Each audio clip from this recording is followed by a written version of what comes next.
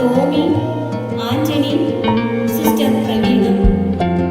Sister Praveena Assisi sisters of Mary Immaculate സന്യാസിനി സമൂഹത്തിലെ അംഗമാണ്. ചേർത്തല പ്രത്യാശ ക്യാൻസർ സെന്ററിൽ ഇപ്പോൾ സേവനം ചെയ്യുന്നു.